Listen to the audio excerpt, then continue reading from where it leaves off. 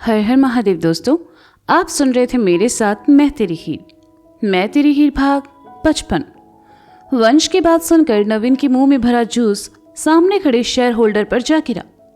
नवीन को काटो तो खून नहीं, क्योंकि सामने खड़ा शेयर होल्डर कंपनी में सबसे बड़ा शेयर होल्डर था। वंश के चक्कर में नवीन ने इतनी बड़ी गलती जो कर दी थी। शेयर होल्डर, जिसका नाम अविनाश वर्मा था, उन्होंने गुस्से से नवीन को देखा और चिल्लाए, What is this behavior, Naveen? Are you mad?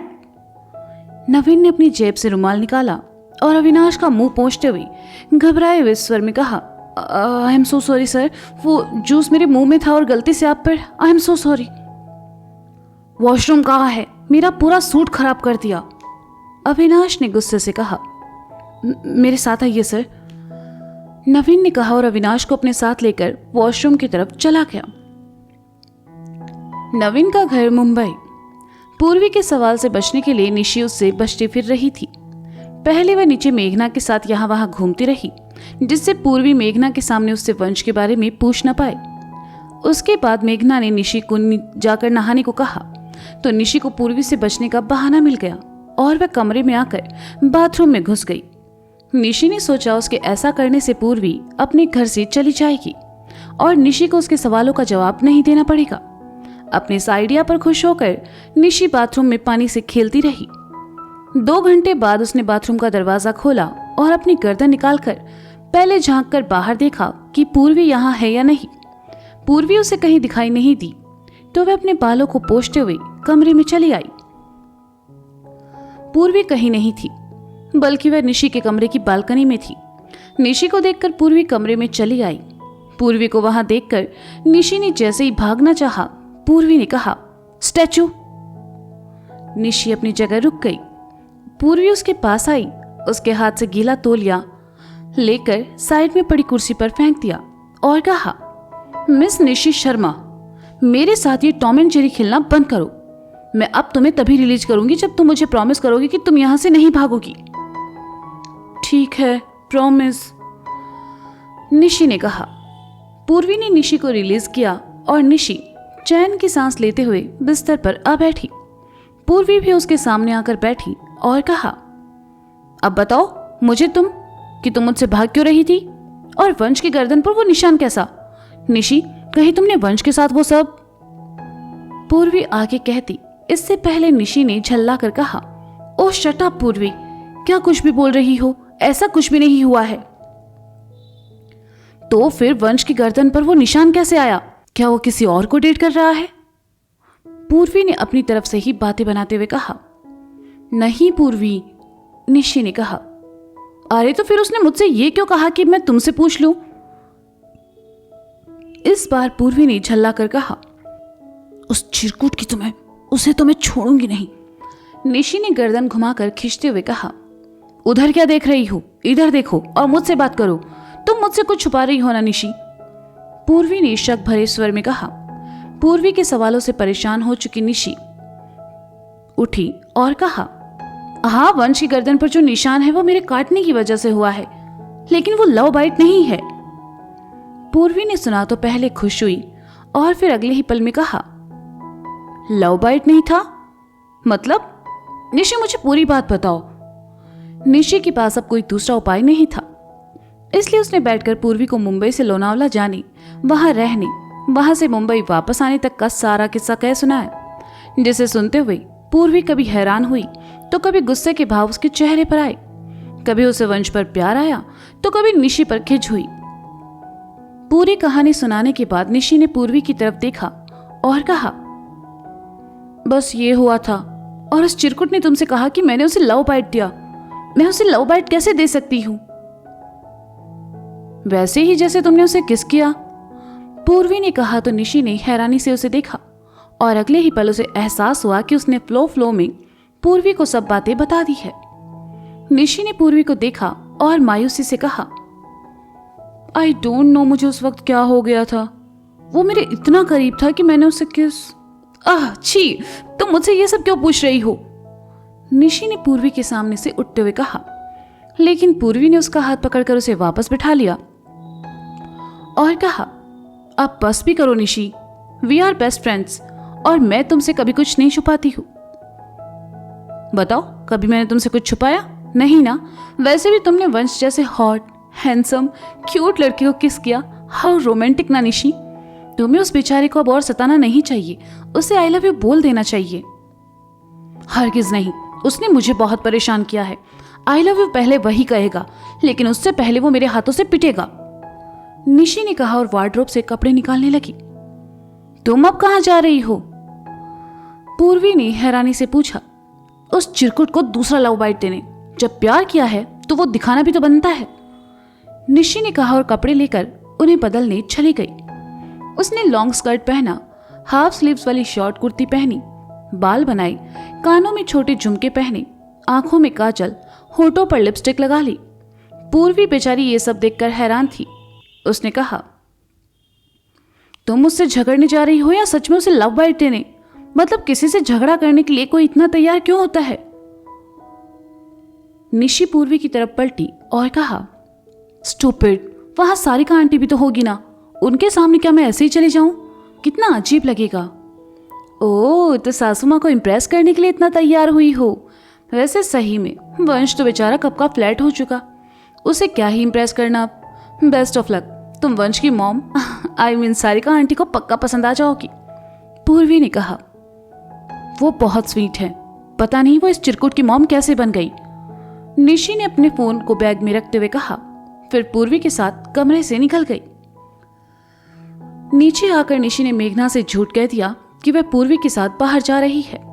बाहर आकर निशी ने कैब बुक की और पूर्वी अपनी स्कूटी लेकर निशी के सामने आई और कहा, वैसे आज शाम हम वो क्यूब टॉप पहनकर क्लब चल रहे हैं ना? हाँ, मुझे भी बहुत दिन हो गए, अच्छा टाइम स्पेंड किए, निशी ने खुश होकर कहा। आकाश भी आ रहा है, तो क्यों ना तुम वंश को भी इनवाइट कर दो, पूर्वी ने कहा।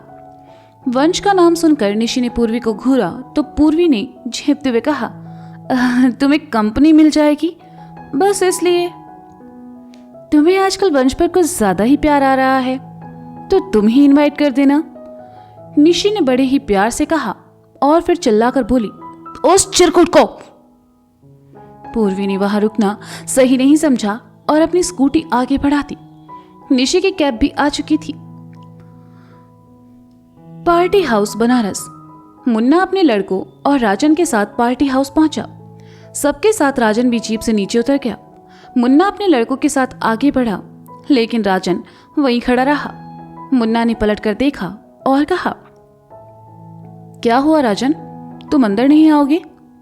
राजन मुन्ना के पास आया और कहा, मुन्ना, हम जरूर आते पर क्या राजन?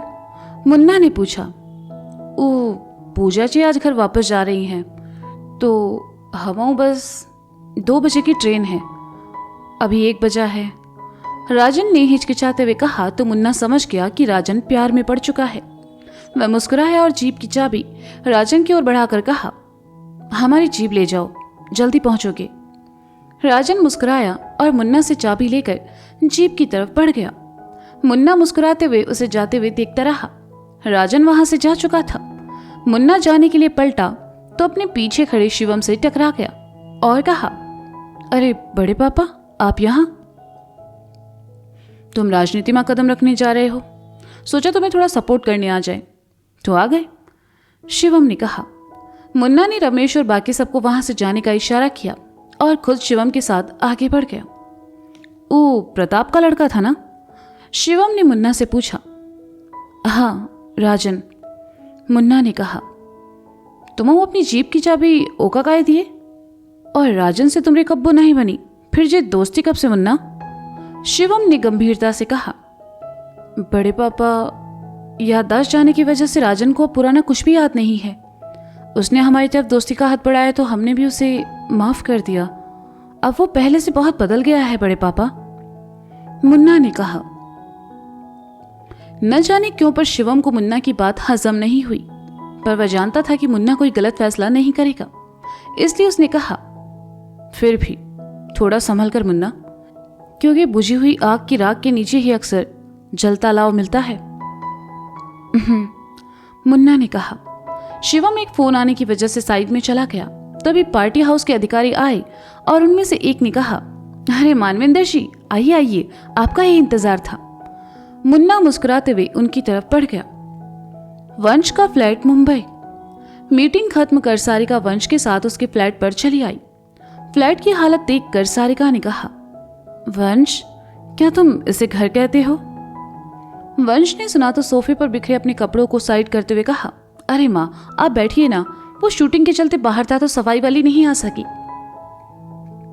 तुम्हें अपना घर खुद साफ करना चाहिए वंश, ऐसे तुम जिम्मेदार कैसे बनोगे? सारिका ने हर माँ की तरह वंश को समझाते हुए कहा, अरे माँ, मैं मुंबई आकर बहुत समझदार हो गया हूँ और जिम्मेदार भी। मशीन में अपने कपड़े खुद धोता हूँ, ग्रोसरी का सामान भी खुद लाता हूँ, अपने लिए चाय भी बना लेता हूँ। और कहते कहते वंश रुक गया। और सारिका ने पूछा, और मैगी बना लेता हूँ, लेकिन मैं धीरे धीरे सब सीख रहा हूँ, वंश ने मासूमियत से कहा। सारिका ने सुना तो थोड़ा उदास हो गई। एक ही तो बेटा था उसका, वह भी अपने सपनों को पूरा करने के लिए अकेले यहाँ इतना परेशान हो रहा था। जब बनारस में सबके साथ रहता था तब कितने नखरे करता था खाना खाने में, कि ये नहीं खाना, वो नहीं खाना, और यहाँ खुद से बनाना। सारिका को उदास देखकर वंश उसकी परेशानी समझ गया और पानी का ग्लास उसकी तरफ बढ़ाकर कहा, वैसे मुझे यहाँ खाना बनाने की जरूरत भी नहीं पड़ती। मेघना आंटी और नवीन अंकल रोज किसी न किसी बहाने मुझे घर बुला लेते हैं और खाना खिला देते हैं, कभी कभी तो पार्सल भी कर देते हैं। नवीन अच्छा इंसान है, सारिका ने कहा। हाँ, कुछ ज्यादा ही अच्छे हैं, वंश ने अपने दांत पीसते हुए कहा। लेकिन जब सारिका को अपनी ओर देखते पाया तो कहा, हाँ ऑफ कोर्स, मुझसे इतना प्यार जो करते हैं। सारिका ने सुना तो मुस्कुरा दी।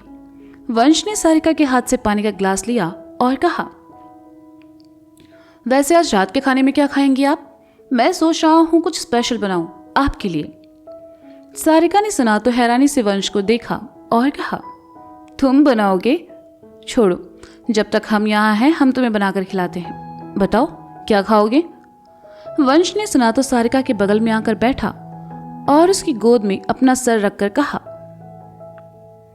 ओह माँ, मैंने यहाँ मुंबई में आपके हाथ से बने दाल चावल और आलू चोखा को बहुत मिस किया, और उसके साथ वो आई के हाथों से बना अचार कितना बेस्ट होता था।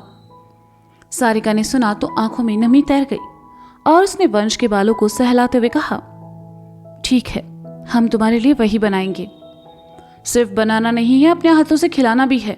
जब मैं छोटा था तब कैसे आप मेरे पीछे पीछे घूमती थी अपने हाथों से खिलाने के लिए, और अब मैं बड़ा हो गया तो नहीं खिलाती। आज आप मुझे अपने हाथों से खिलाएंगी।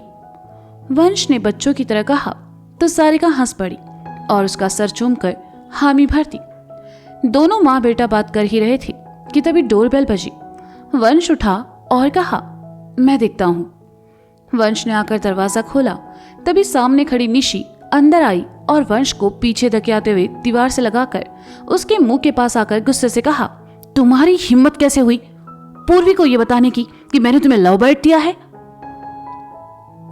वंश ने निशी से साइड में देखने का इशारा किया, लेकिन निशी उसके इशारे को नहीं समझी और कहा, इशारे क्या कर रहे हो? मैं तुम्हारा मुंह तोड़ दूंगी वंश। लोनावला में हमारे बीच जो कुछ भी हुआ वो प्यार था, लेकिन तब भी मैंने तुम्हें कभी लव बाइट नहीं दिया है। और किस किस को बताया है तुमने इसके बारे में? हमें। सारिका की आवाज निशी के कानों में पड़ी तो निशी ने हैरानी से साइड में देखा। सारिका को वहां देखकर निशी के पैरों के नीचे से तो जमीन ही खिसक गई। उसके चेहरे का रंग उड़ गया और वो बेचारी कुछ बोलने की हालत में नहीं थी।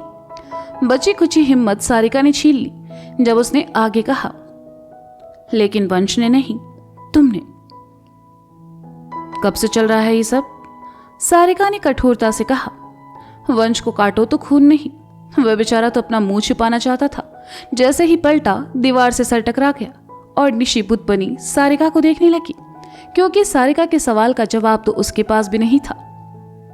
तो दोस्तों, ये था मैं तेरी हीर भाग 55। इसका अगला भाग आप जल्द ही सुनेंगे मेरे साथ। तब तक के लिए शुक्रिया, बाय बाय। कहानी अगर आपको पसंद आ रही है तो इसे लाइक करें, कमेंट करें, अपने दोस्तों के साथ शेयर भी कर सकते हैं। मिलते हैं जल्दी, तब तक के लिए नमः पार्वती पते हर हर महादेव शंभु।